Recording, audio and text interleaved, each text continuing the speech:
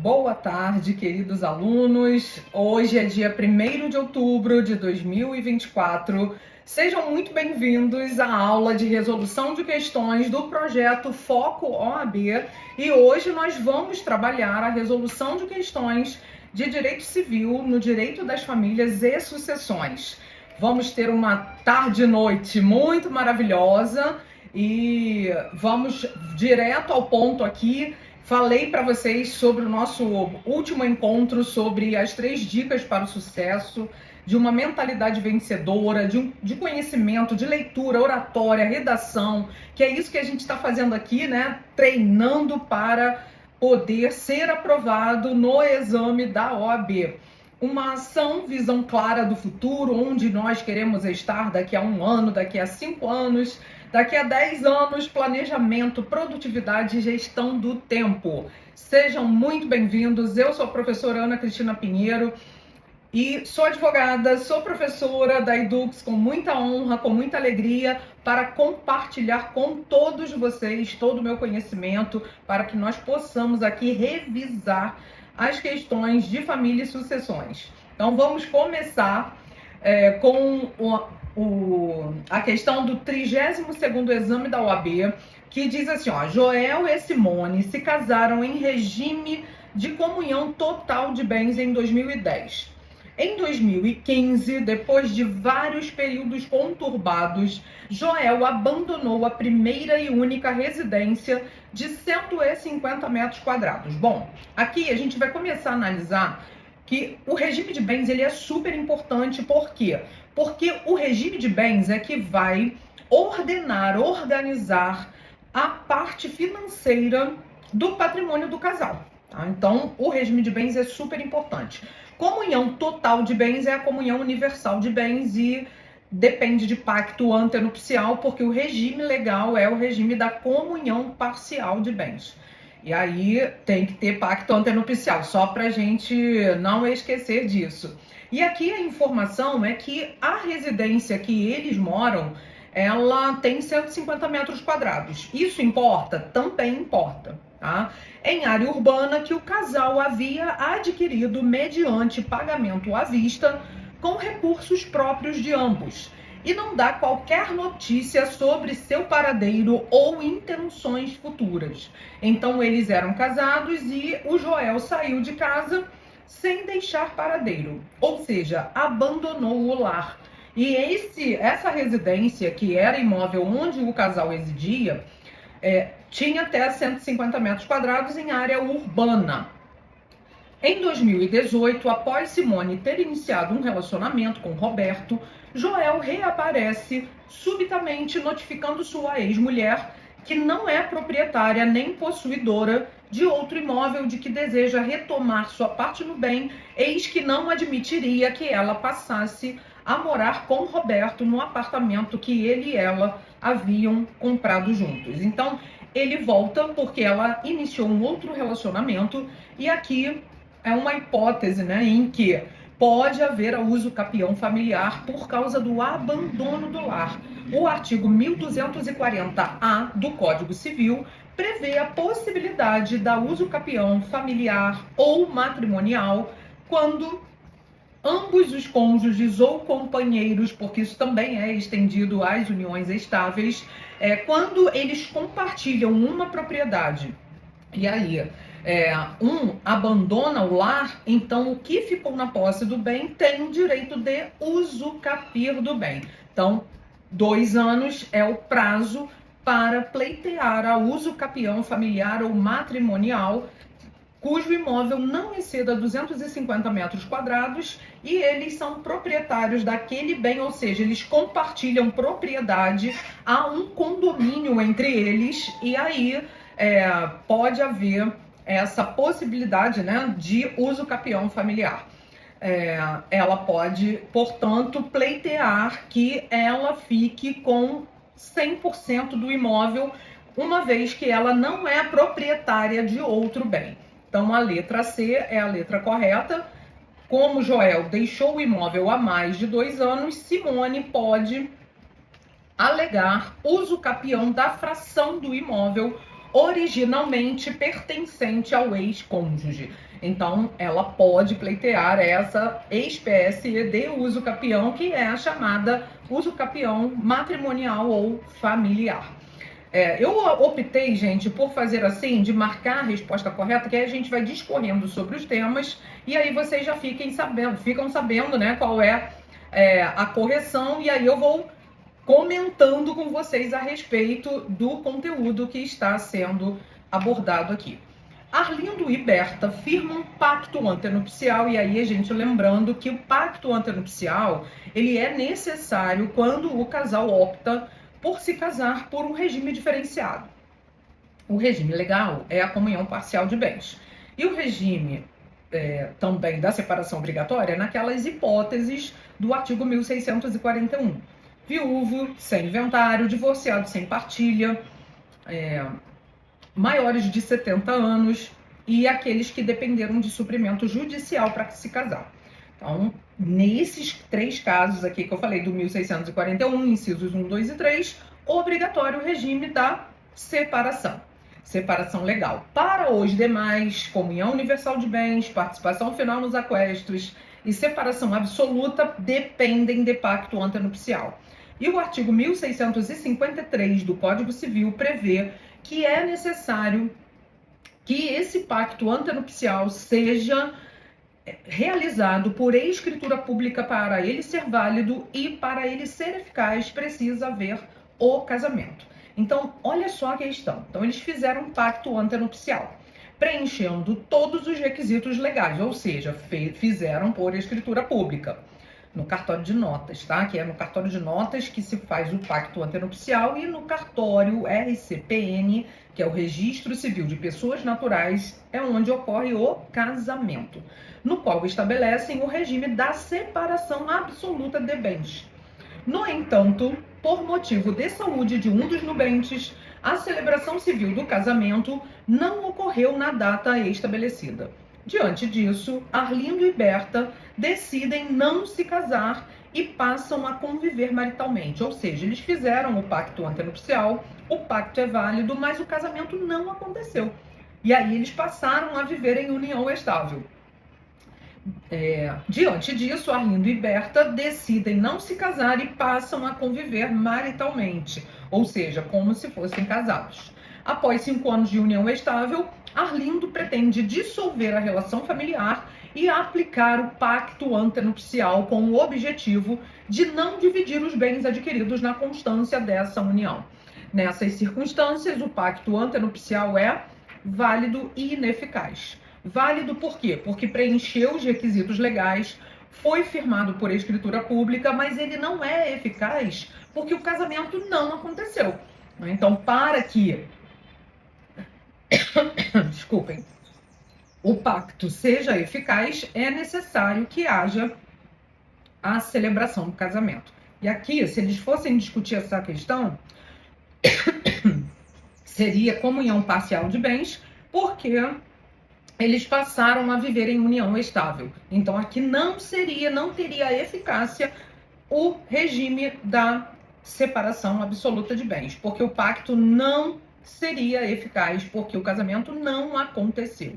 E se porventura eles discutissem a partilha de bens, só seria aquilo que foi adquirido onerosamente na constância do casamento, em virtude de uma união estável ter como o regime de bens que vai ordenar e organizar a vida desse casal a comunhão parcial de bens. Portanto, esse pacto é válido, mas ele é ineficaz, porque o casamento não aconteceu. Tá? Então, seguindo, Aldo e Mariane são casados sob o regime da comunhão parcial de bens desde setembro de 2013. Em momento anterior ao casamento, Rubens, pai de Mariane, realizou a doação de um imóvel à filha. Então, doação não entra na comunhão se eles, porventura, divorciassem, não vai partilhar, não vai se comunicar. O que não se comunica no regime da comunhão parcial de bens? Bens doados, bens herdados e bens anteriores ao casamento. Então, nesse caso, o pai dela doou para ela esse imóvel. Tá? Mas a gente tem que entender que no regime da comunhão parcial é necessário que haja vênia conjugal. O que é a vênia conjugal? É a autorização para que o cônjuge venda, doe, seja fiador, seja avalista, com exceção do regime da separação total de bens. Tá? Então a gente precisa entender que em todos os regimes de bens, exceto da separação total, é necessário, quando um cônjuge for vender um bem, mesmo que seja só da propriedade dele, imóvel, haja a vênia conjugal. O que é vênia? Vênia é autorização, consentimento. Vênia conjugal, a autorização do cônjuge para vender, doar, gravar de ônus, ser fiador, ser avalista. Então, é necessária a vênia. Então, vamos ver aqui. Desde então, a nova proprietária acumula os valores que lhe foram pagos pelos locatários do imóvel. No ano corrente, alguns desentendimentos fizeram com que Mariane pretendesse se divorciar de Aldo, ou seja, ele não vai ter direito ao bem anterior, mas ele vai ter direito aos aluguéis. Para tal finalidade, procurou um advogado informando que a soma dos aluguéis ou aluguéres, ambas as palavras estão corretas, que lhe foram pagos desde a doação do imóvel, totalizava R$150 mil, sendo que R$50 mil foram auferidos antes do casamento. Então, isso ele não vai ter direito. O que foi auferido antes, não, mas o que foi auferido durante o casamento, ele vai ter direito, tá? Mariane relatou ainda que atualmente o imóvel se encontra vazio, sem locatários. Sobre essa situação e diante de eventual divórcio, Aldo tem direito à meação dos valores recebidos por Mariane durante o casamento a título de aluguel? Então, a resposta correta é a letra C. Aldo tem direito à metade, à meação dos valores recebidos por Mariane durante o casamento a título de aluguel. Ele não tem direito antes. E se ela quisesse vender esse bem, ele teria que anuir, ele teria que dar vênia por se tratar de um bem particular, mas que ele teria uma expectativa de direito, e aí no direito das sucessões isso importaria. Então, se ela fosse vender, ele teria que dar vênia conjugal. Aqui, o que ela auferiu antes do casamento, ele não tem direito, mas o que ela auferiu durante o casamento, ele tem direito à metade. A mesma coisa acontece quando uma pessoa tem um valor investido. Imagina que ela tem R$500 mil investido no fundo imobiliário antes de casar. E aí, durante o casamento, esse valor de R$500 mil rendeu juros. E aí, todo o dividendo, lucro que esse valor investido antes do casamento vai ter, o cônjuge tem direito à metade. Então, são os frutos civis vão se comunicar. Então, cuidado com isso. Aqui, então, é a letra C. Pedro e Joana casaram-se pelo regime da comunhão parcial de bens, que é o regime que vigora no silêncio das partes, conforme podemos ver lá no artigo 1640 do Código Civil. Na constância do casamento, Pedro herdou ações e comprou um carro. Então, ele herdou ações. Essa herança não se comunica. Enquanto Joana recebeu de doação um apartamento, também não se comunica. E ganhou um prêmio de loteria. Então, olha só, as ações que ele herdou não vai se comunicar. A doação que ela recebeu não vai se comunicar. O carro que ele comprou durante o casamento vai se comunicar. E a loteria vai se comunicar. Por quê? Porque é fato eventual. Tá? Então, temos aí, com base nessas informações, assinale a opção que indica, em caso de divórcio, os bens que devem ser partilhados. Então, os bens que devem ser partilhados, o carro, porque ele comprou na constância do casamento, e o prêmio de loteria que ela adquiriu por fato eventual. E loteria, sorteio, Mega Sena, isso tudo se comunica. Tá? Se comunicam, né? Todos esses fatos eventuais vão se comunicar. Outra questão, Arnaldo, publicitário, é casado com Silvana, advogada, sob o regime de comunhão parcial de bens. Silvana sempre considerou diversificar sua atividade profissional e pensa em se tornar sócia de uma sociedade empresária do ramo de tecnologia. Para realizar esse investimento, pretende vender um apartamento adquirido antes de seu casamento com o Arnaldo. Este, mais conservador na área negocial, não concorda com a venda do bem para empreender. Então ele não está concordando com a venda do bem, mas ela precisa da anuência dele, que é aquilo que eu falei para vocês, que é a vênia conjugal. Então, mesmo que aquele bem não se comunique, não seja partilhável no divórcio, vai ter que ter vênia. Qual é o único regime que não precisa de vênia? Separação total.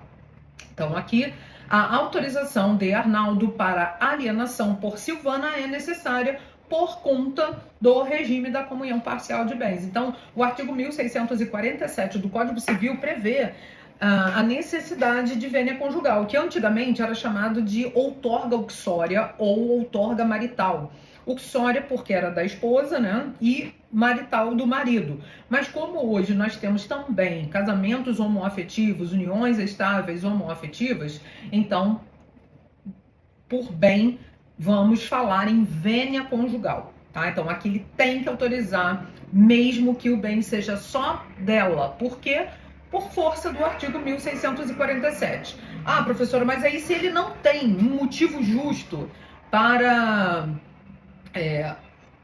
não deixá-la vender, aí o juiz pode suprir o consentimento. O artigo 1648 prevê que o juiz pode suprir o consentimento se não houver um justo motivo. Aí o juiz autoriza no lugar dela, assim como, por exemplo, quando o pai quer levar o filho para Disney, aí a mãe não autoriza, o juiz autoriza.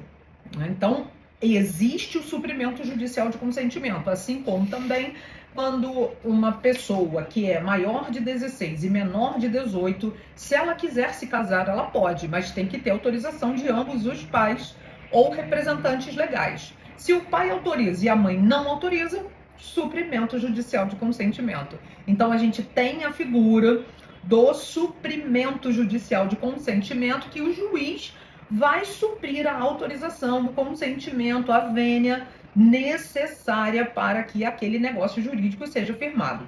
Tá? E o 1649 prevê que, se não houver vênia e não houver suprimento judicial, o cônjuge que não deu a vênia, que não autorizou, ele pode anular o negócio jurídico dentro de 2 anos da dissolução do casamento. Olha só, não é do negócio jurídico, é 2 anos após a dissolução do casamento. Então, imagina que aqui Arnaldo e Silvana tenham se divorciado, ela vendeu sem anuência dele, sem suprimento judicial, e aí ele poderia anular o negócio jurídico após 2 anos, até 2 anos após o divórcio. Isso é um prazo decadencial de 2 anos após a dissolução do casamento, conforme está previsto no 1649. Então, aqui eu estou relembrando com vocês a vênia conjugal, que é um instituto que também pode ser aplicado por analogia à união estável.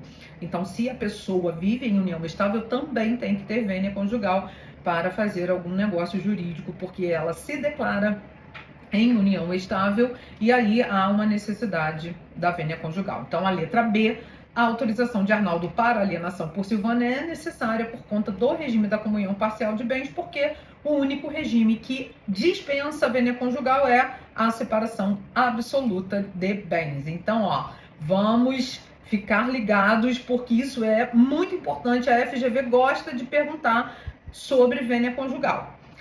Outra questão, Mônica, casada pelo regime da comunhão total de bens, então aqui é comunhão universal, depende de pacto, descobre que seu marido Geraldo alienou um imóvel pertencente ao patrimônio comum do casal sem a devida vênia. Olha aí, tá vendo?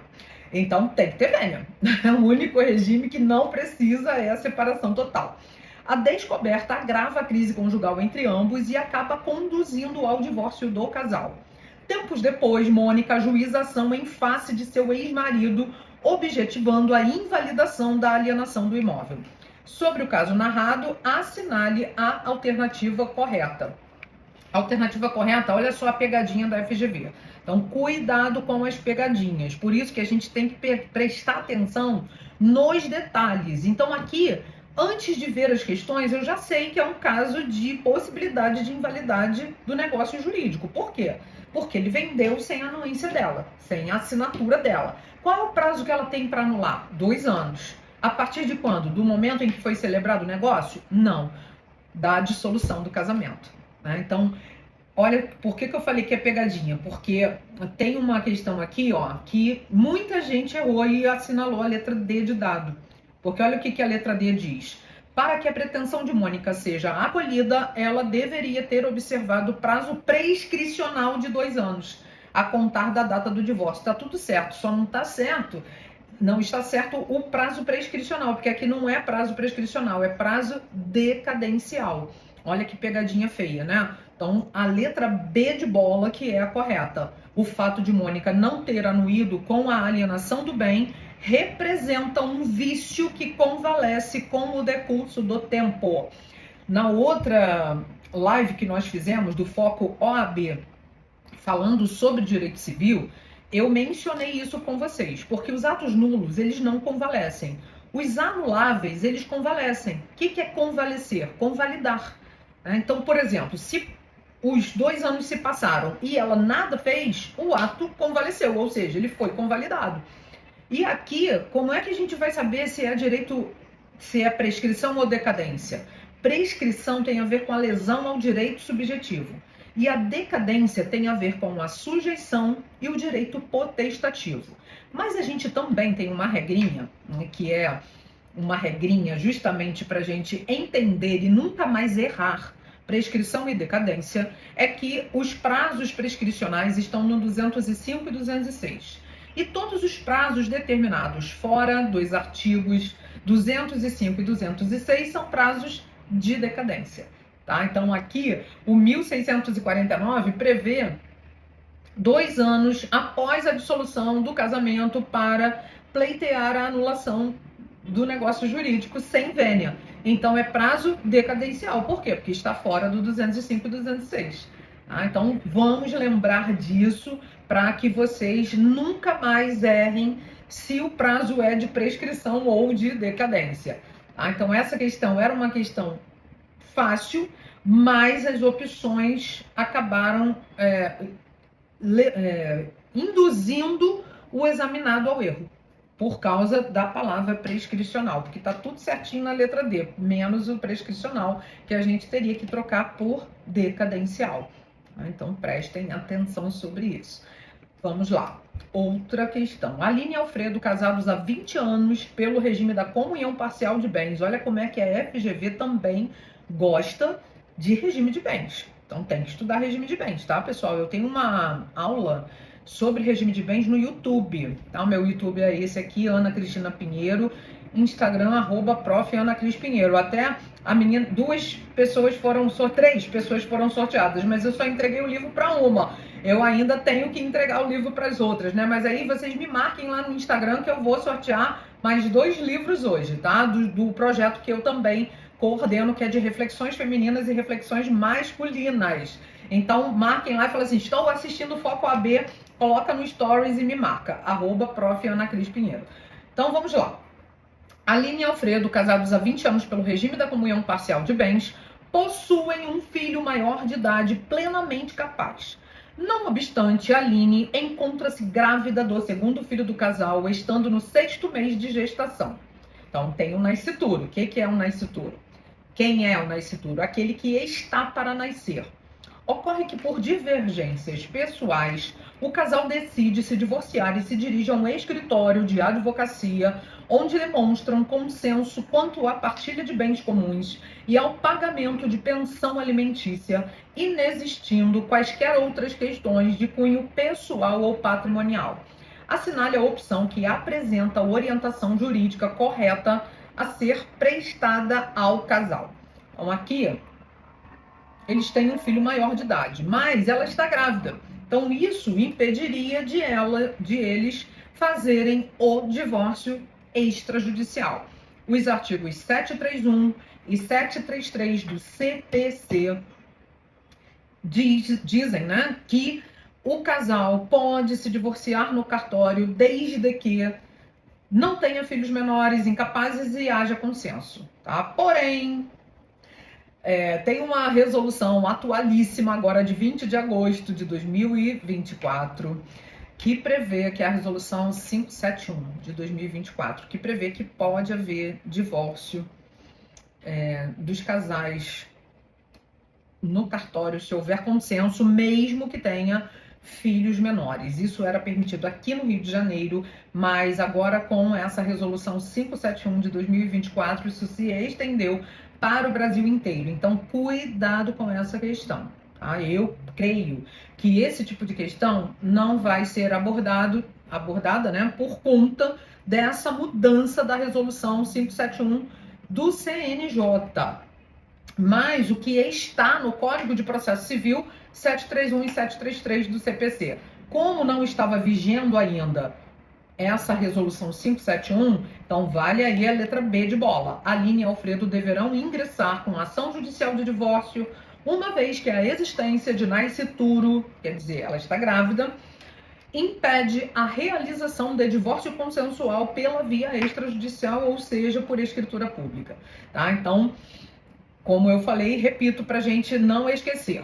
731, 733 do CPC prevêem que é possível fazer o divórcio do casal se tiver consenso, porém, no cartório, né? Porém, se tiverem incapazes ou nascituro, não é possível. Aí vem a resolução 571 de 2024 do CNJ, prevendo que é possível. Então, é uma questão que seria anulada se fosse hoje, mas essa aqui foi do 25º exame da OAB. Então, vamos lá, próxima.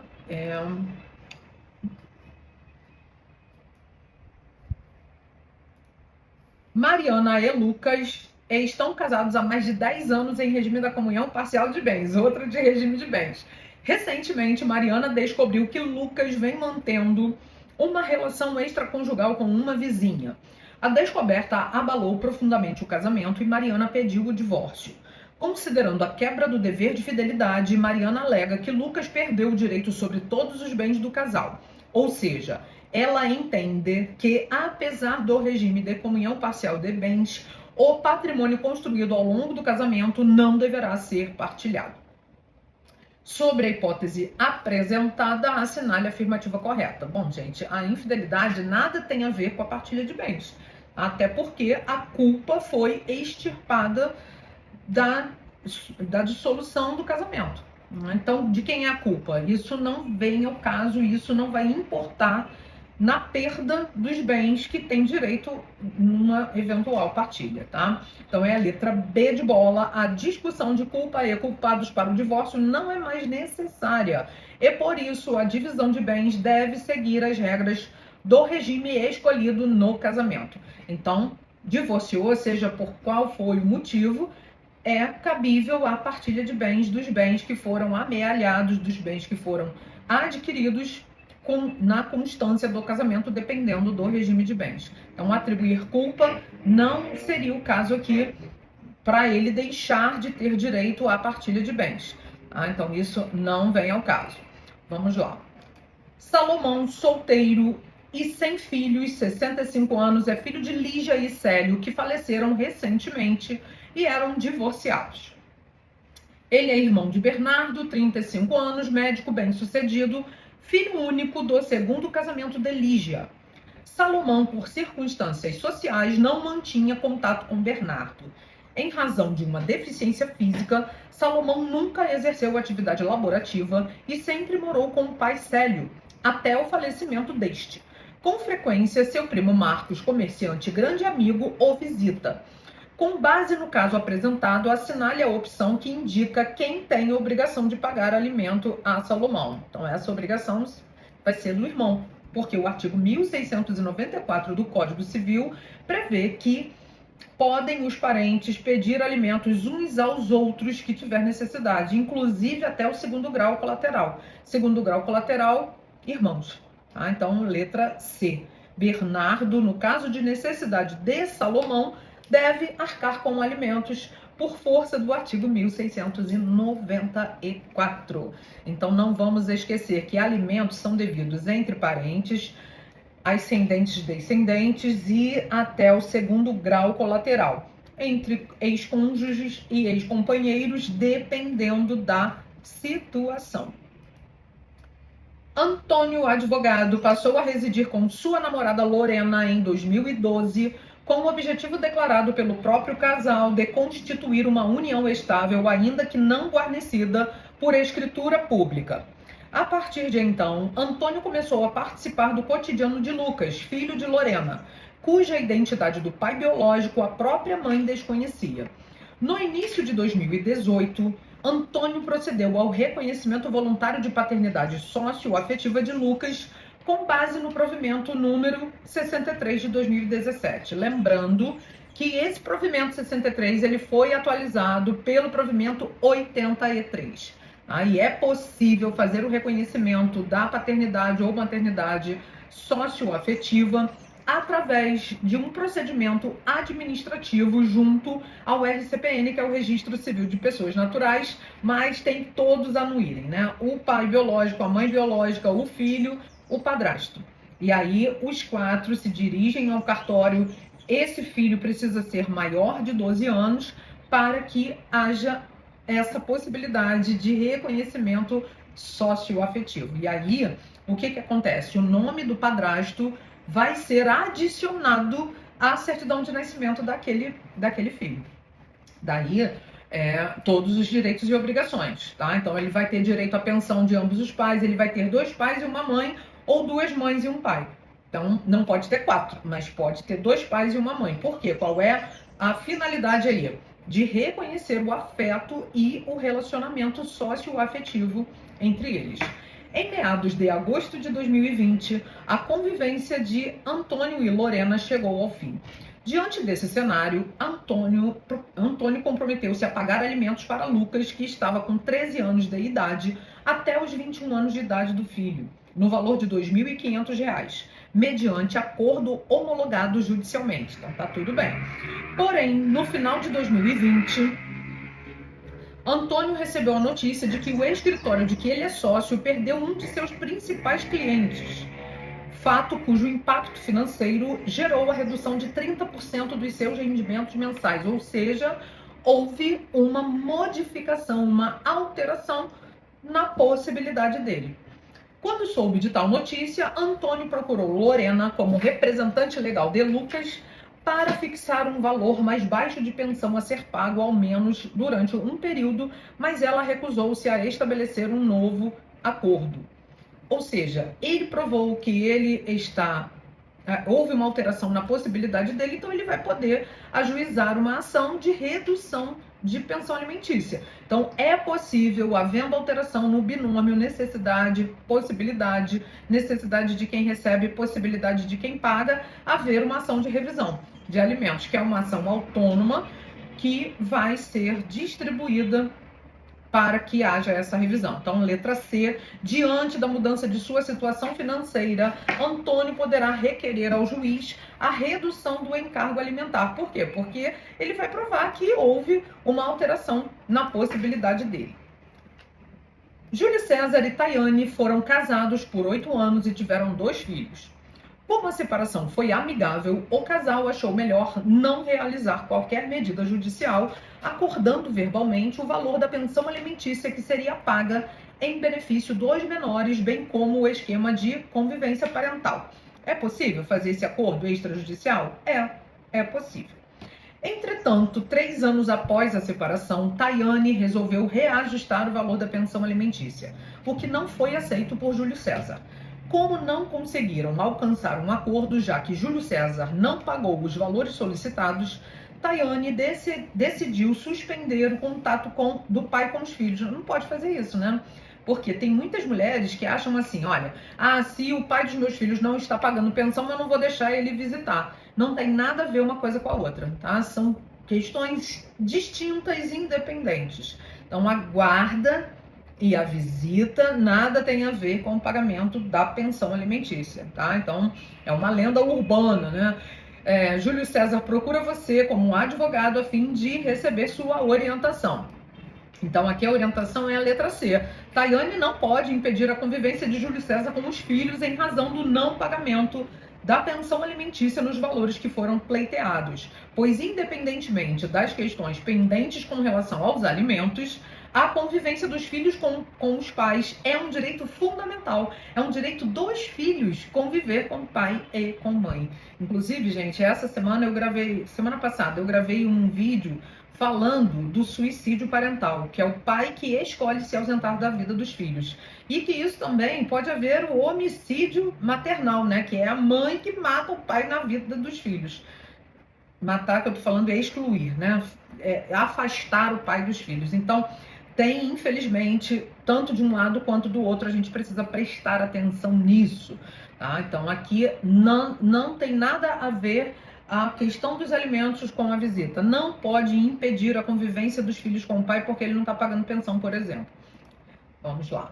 Vitória e Rodrigo foram casados em regime da comunhão parcial de bens e são pais de Mariana. Quando Mariana atingiu 16 anos, os pais divorciaram-se, passando a residir em lares distintos e a compartilhar a guarda de Mariana. Mariana passou a residir com o pai. A respeito do dever de educação de Mariana, assinale a afirmativa correta.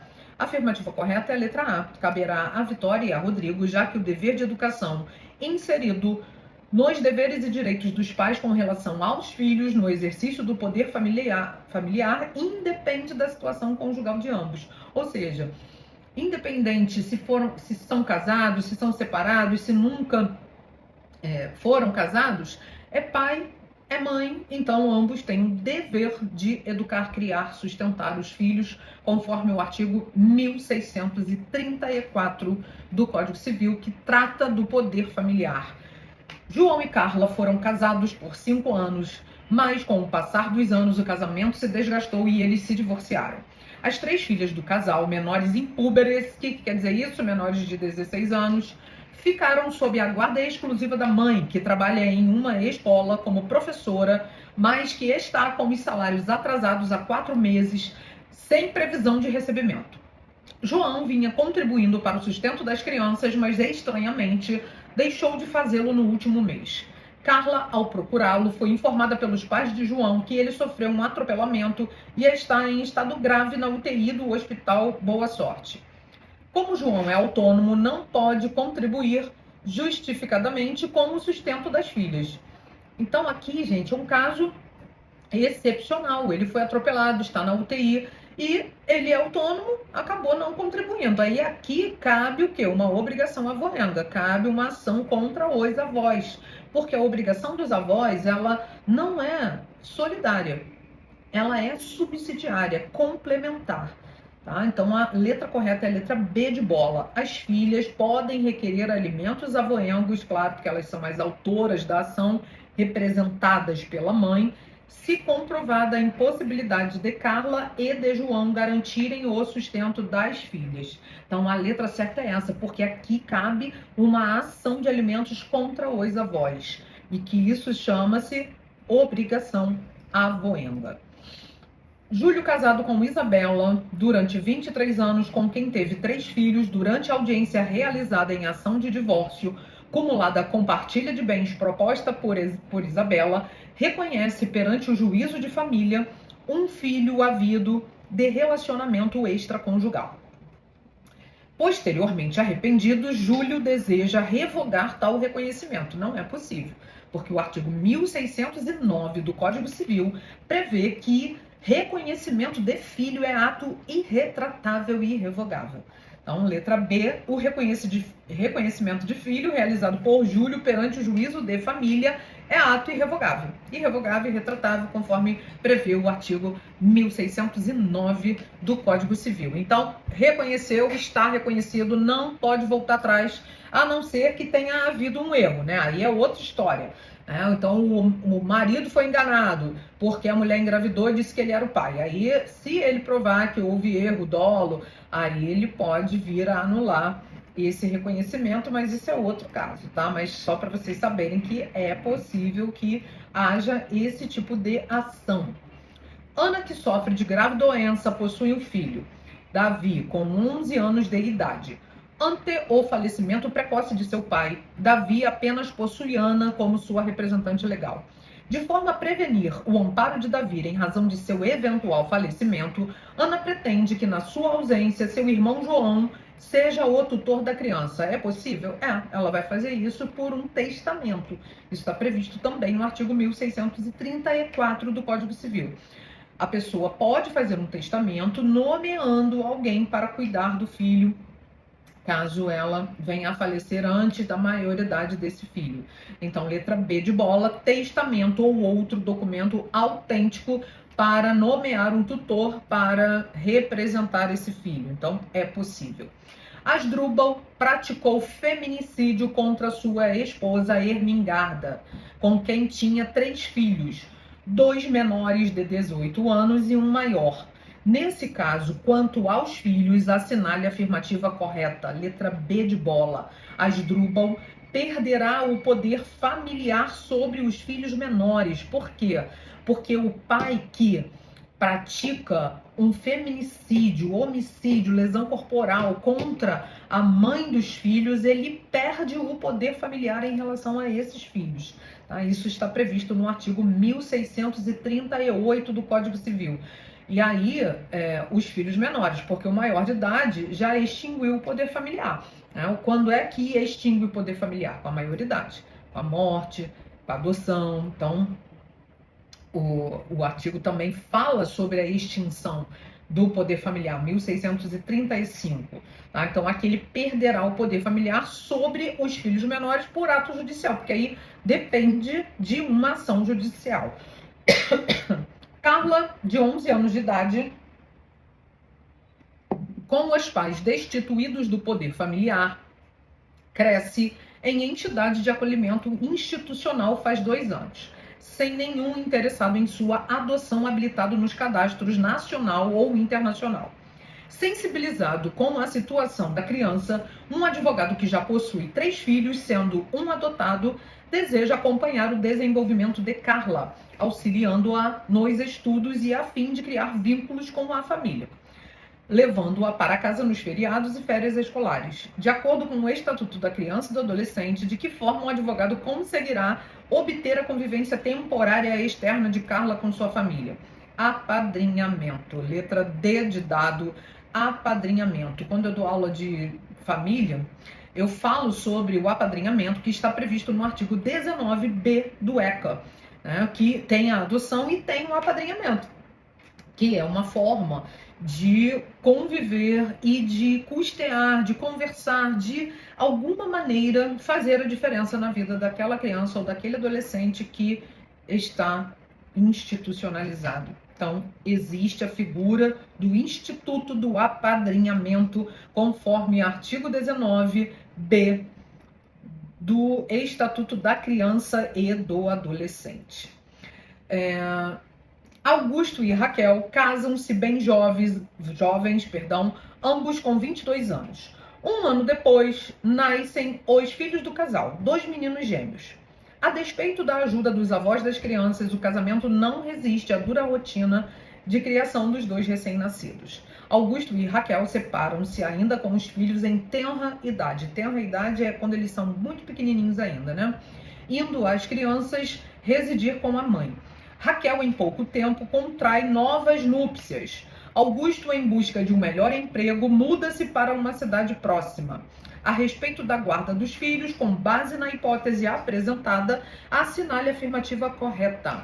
Letra D de dado. Na guarda compartilhada, a cidade considerada base de moradia dos filhos será a que melhor atender aos interesses dos filhos. Então, quando há uma ruptura do casamento ou o casal, né, vive cada um em uma cidade diferente, a guarda pode ser compartilhada, porque guarda compartilhada é a ingerência que pai e mãe vão ter na escolha da escola dos filhos, no plano de saúde, no remédio que vai tomar. Isso que é guarda compartilhada, mas a residência base vai ser na casa de um ou na casa do outro. Então aqui, qual vai ser a residência base? Na cidade que melhor atender aos interesses do filho, tá? Do adolescente ou da criança.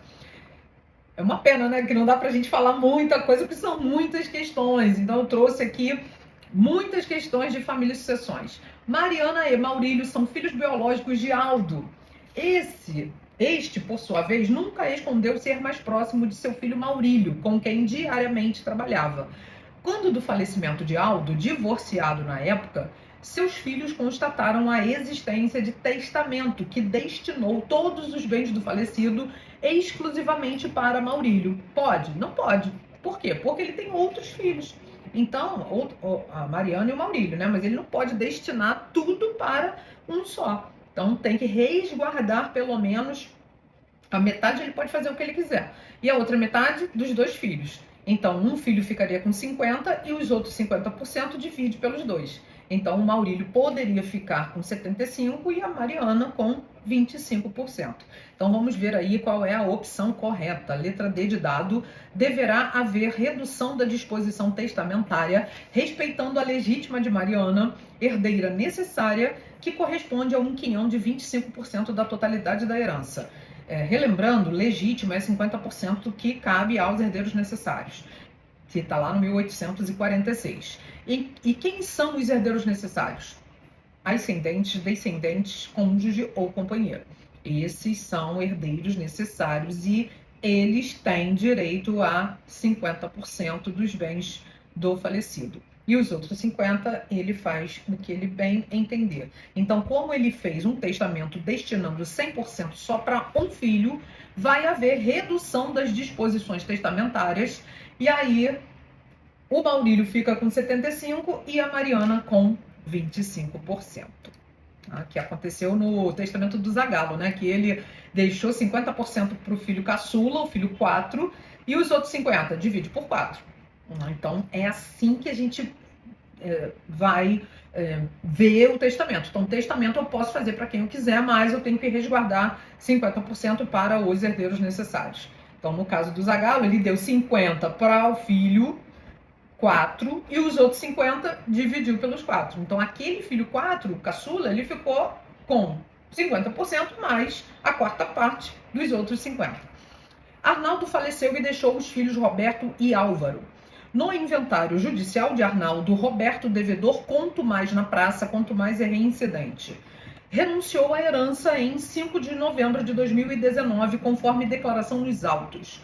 Considerando que o falecido não deixou testamento e nem dívidas a serem pagas, o valor líquido do monte a ser partilhado era de R$100 mil. Bruno é primo de Roberto e também seu credor no valor de R$30 mil. No dia 9 de novembro de 2019, Bruno tomou conhecimento da manifestação de renúncia supracitada. Por que ele renunciou? Para não pagar os credores, né? E aí ele tomou essa ciência dessa renúncia e procurou um advogado para tomar as medidas cabíveis. Sobre essa situação, assinale a afirmativa correta.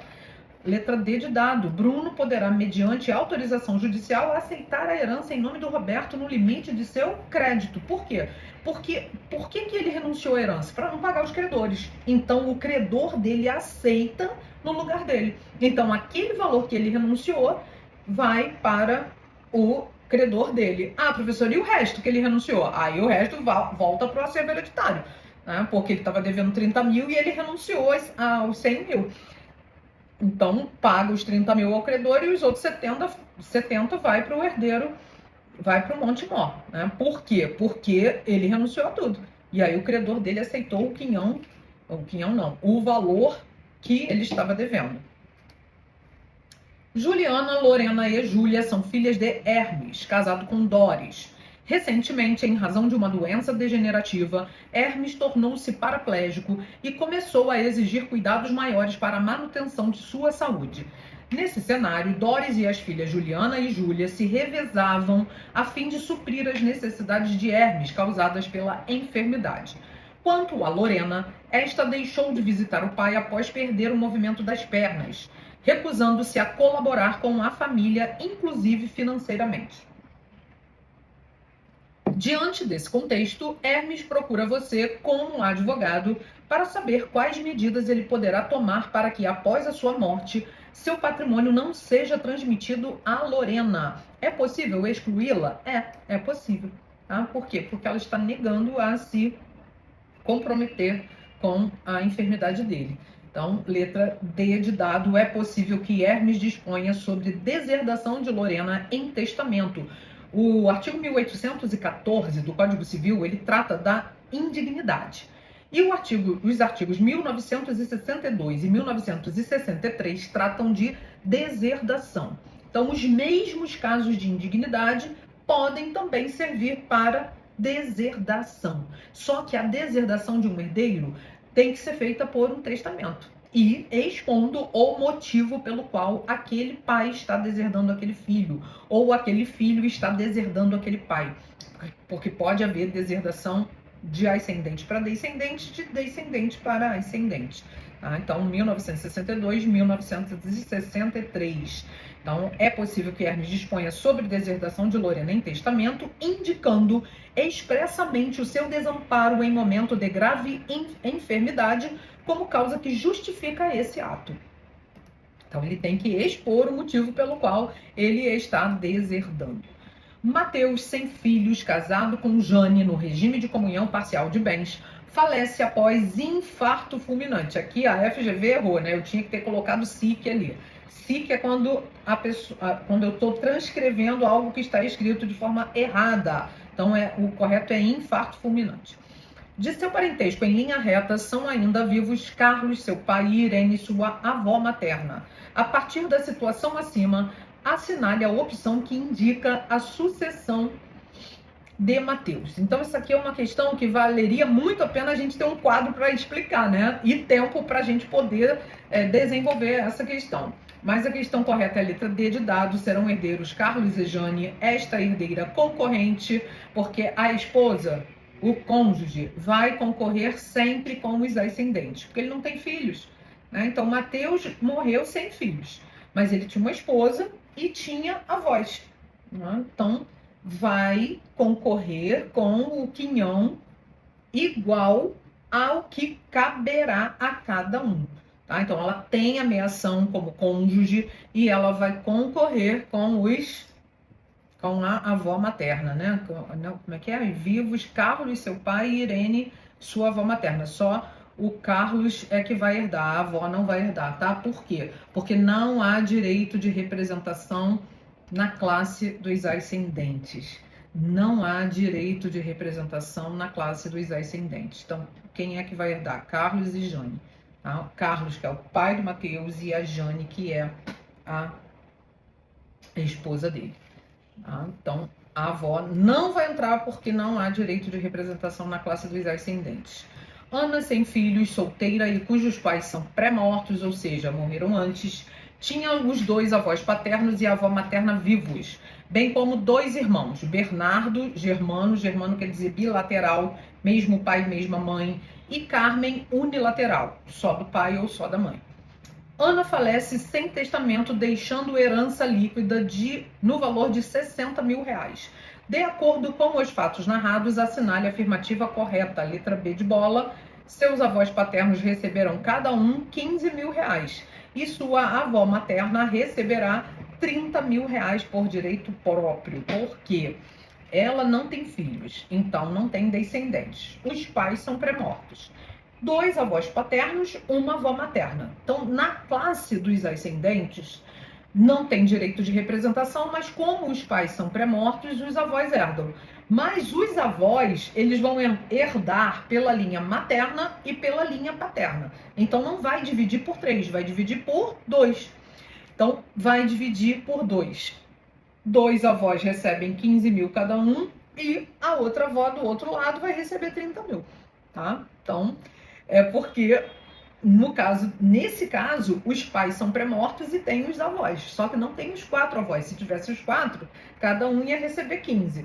E são 2 de um lado, 2 do outro. Linha materna, linha paterna. Metade para cada um, tá? Então, por isso que vai ser 15 para cada um e 30 para outra. Lúcia, sem ascendentes e sem descendentes, faleceu solteira e não deixou testamento. O pai de Lúcia tinha 2 irmãos que tiveram cada qual 2 filhos, sendo, portanto, primos dela. Quando do falecimento de Lúcia, seus tios já haviam morrido. Ela deixou ainda um sobrinho, filho de seu único irmão, que também falecera antes dela.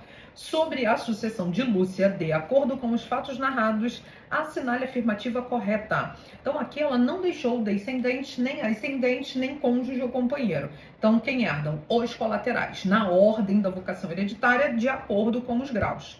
Irmãos, segundo grau, ela não tinha irmãos. Terceiro grau, tios e sobrinhos. Primo é de quarto grau.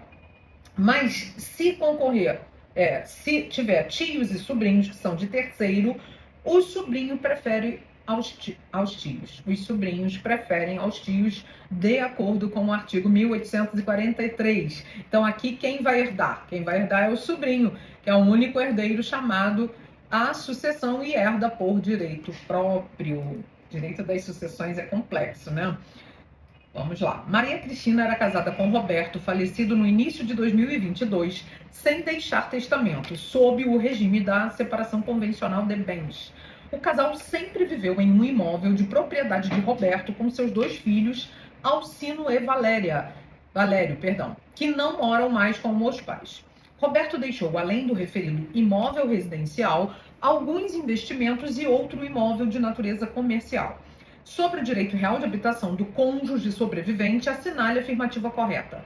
Letra A, Maria Cristina é titular do direito real de habitação sem prejuízo da sua participação na herança de Roberto.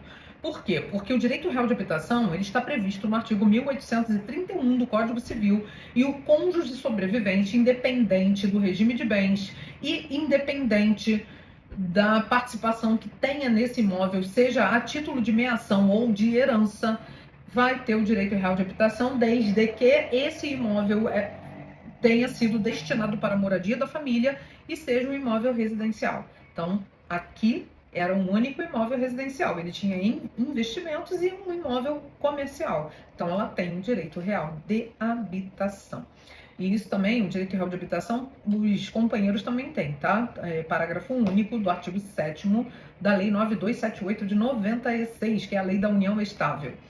Em 2010, Juliana, sem herdeiros necessários, lavrou testamento público, deixando todos os seus bens para sua prima Roberta. Então ela poderia, porque ela não tinha herdeiros necessários, ela poderia ter deixado para Roberta. Em 2016, Juliana realizou inseminação artificial heteróloga. Heteróloga é quando o sêmen é de outro homem, né? E 9 meses depois nasceu Carolina. Em razão de complicações no parto, Juliana faleceu poucas horas após o procedimento. Sobre a sucessão de Juliana, assinale a afirmativa correta. Letra A, Carolina herdará todos os bens de Juliana, porque aqui vai ser caso de rompimento do testamento. Por quê? Porque quando ela fez o testamento, ela não tinha filhos. Então, ela veio a ter filhos depois. Então, essa filha é descendente. Então, o testamento rompe. Por quê? Porque quando a pessoa não tem filho, ela pode fazer o testamento, porém, se ela tiver filho depois de ter feito o testamento se rompe, que foi esse caso aqui que aconteceu nessa questão. Pessoal, eu dei uma acelerada agora no final, né?